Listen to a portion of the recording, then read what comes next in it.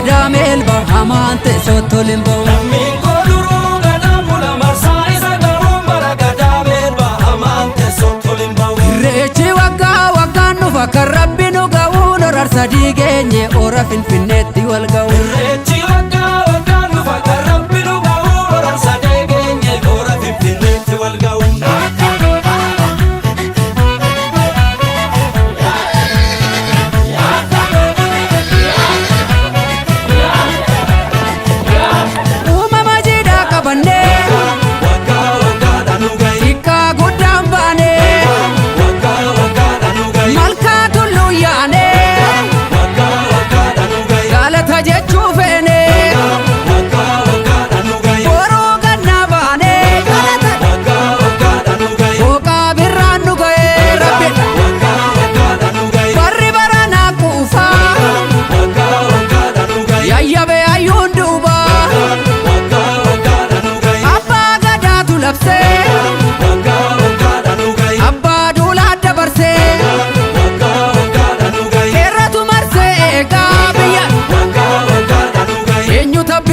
Irreessi calaqqee uummata Oromooti. Sila uummata isaa calaqqee uummata Oromooti. Uummanni Oromoo irreessa isaa yoo irreeffate kormi yoo borrate irreessi yoo irreeffatame garaan das nama jedha. Karaa kanaaf irreessi bacaqii gannaa keessaa booqaa birraatti ba'anii ennaa jedhanii Oromoon hin galateeffata. Irreessa galataati kun ganni baay'ee baata. Gurraacha gannaa jechuun dhukkuban baata. Bakakkaan jira, buusaan jira, golfaan jira. Beellillee jira. Kan hundaa keessa ba'ee yommaa irreessa kana irreeffatu irreessi kun egaa irreessa kee Waaqayyo galata kee jechuudha. Dhaloonni haaraanis immoo kanumaan qabata. Nus immoo maanguddoota gurguddoo akka keenyaa kan ta'e kan hin hubatiin kan hubannaa hin qabne Oromummaan isaallee dhanna isaa dhiiga isaa keessa jira isa harkisaa isa namni yaa'u kanaan argitu inni dadhabaanis inni danda'anis ulee isaa qabatee duukaa deemee laga isaa bu'ee irreessa isaa irreeffatee ba'a. Ayyaanni Irreechaa asitti bakka kanatti akka abbootiin nutti himanitti jaarraa 16ffaadha asitti kan jalqabee turedha. Garuu dhiibbaan sirnoota darbanii aadaa irratti geggeessaa tureen ayyaanni Irreechaa kun asitti baay'een beekamu ciccitaa ture jechuudha. Kanaaf akka aanaa Jimmaa Arjootti reefuu bara lammaffaadha kan inni kabajamaa jiru walitti fufiinsaanii. Duudhaa adichaa karaa eeggate safuu Oromoo karaa eeggate uffata aadaatiin faayamnee nagaa fi araara tokkummaa ibsituu Irreechaa akkas ta'uusaa waan beeknuuf nus kanumaaf iddoo kanatti argamne. Ayyaanni kun immoo ayyaana uummata Oromoo ayyaana guddaa fi ayyaana jaalalaa tokkummaa fi obbolummaa cimsu ta'uusaa waan beeknuuf nus ayyaana kanaaf hirmaattuu ta'uuf asitti argamne. Aanaa keenya keessatti ayyaanni Irreechaa bifa adda ta'een akkuma kana dargaggeessi dargaggeettiin abbootiin harmooliin yaa'aniitudha kan jarri aadaa isaanii ibsachaa jiranii. Dargaggoonni aanaa keenyaa nageenya isaanii eeggachaa fi haala naannoo isaanii illee hordofachaadha kan jarri fi haala naamusa gaarii qabaniidha kan jarri ayyaana kana irreessaa jiranii jechaadha. Dargaggeessi baay'een isaa jechaadha gara foolleetti makamee foollee ta'uudhaan gachana sirnaa ta'uudhaan naamusa irreecha kana keessatti baay'ee kabajaa kan jiru ta'a jechaadha. Ayyaanni kun ayyaana gaariidha. Uni bahan beennu booqaa birraa kan jedhamu irreecha Odaa Arjoo caffee Odaa keessatti gadaa deebi'uusaa baay'ee gammanne. Ayyaanni baranaa baay'ee gammachiisa.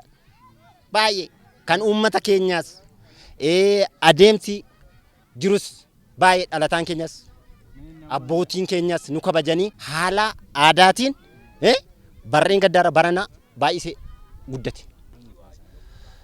Ayyaanni Irreechaa akkuma beekamu jaarraa 16ffaadha kaasee aanaa Jimmaa Arjootti kabajamaa ture. Sababa sirnoota garaa garaatiin sirna nafxanyaatiin addaan citee ture jechuudha yeroo dheeraadhaaf. Ergasii booddees erga sirni kun dhufees hanga ta'e baay'ee ta'uu baatu abbootii gadaa namoota muraasaan kabajamaa ture.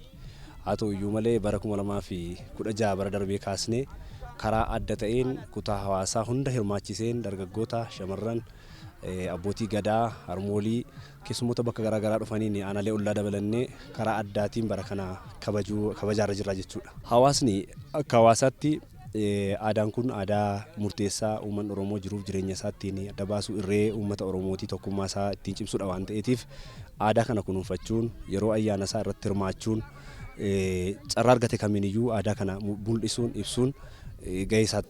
Har'a kabaja ayyaanaa kanarratti alaabaa abbaa gadaa malee alaabaan kaan hin jiru. Kun maal agarsiisa? Safuuf duudhaa Oromoon ganama qabu.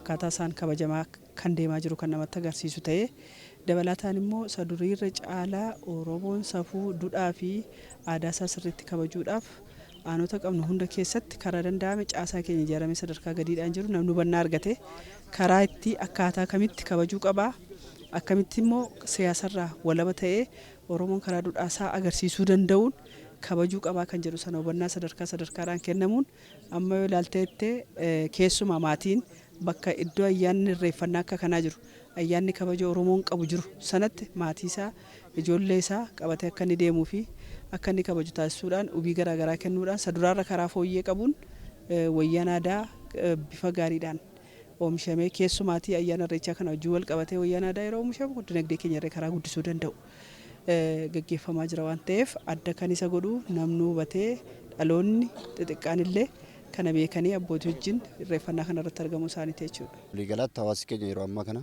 duudhaa isaa ganamaatti deebi'uudhaaf sirnaaf aadaa safuu qabu ganamaa sanatti deebi'ee naannoo isaatti kabajachuudhaaf hojii bal'aatu hojjetamaa jira.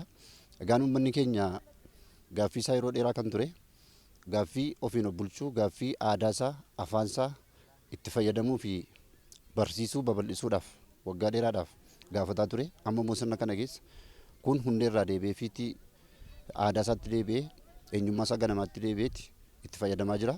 Keessaayyuu ayyaanni irreechaa naannoo kanatti jechaadha waggaa dheeraa dura sirnaan kabajamaa kan turee fi sababa adda addaatiin sirnoonni adda addaa dhiibbaa geessanii waan kun irraanfatamaa hafaa akka booddeetti afaatti ilaalamaatii kan ture jechaadha. Haa ta'u malee yeroo ammaa kana xiyyeeffannoo guddaan laatamee akka mootummaattis qorannaan adda addaa geggeeffamee waajjirri aadaa fi turizimii sadarkaadhaan jiru dhimma kana irratti hojjechuudhaan qorannaa garaagaraa geggeessuudhaan waan kaleessa irraanfatame aadaan bade sun galee jechaadha. Uummanni keenya ayyaana irreechaa bakka isaa kaleessaatti deebisee jechaadha. Balbala isaatti irreeffatee waaqa isaa galateeffatee sirna ho'aadhaan yaa'ee kabajataa jira jechuudha. Haaluma kanaan mootummaanis xiyyeeffannoo guddaatti laateeti aadaan uummataa akka ba'ee mul'atuuf daawwannaadhaaf irreeffannaadhaaf sirna ittiin geggeessuu darbee jechaadha. Turizimii madda turizimii ta'ee madda galii ta'ee galii uummata kanaallee jireenya uummata kanaa jijjiiruuf hojii bal'aatu hojjetamaa jira jechaadha.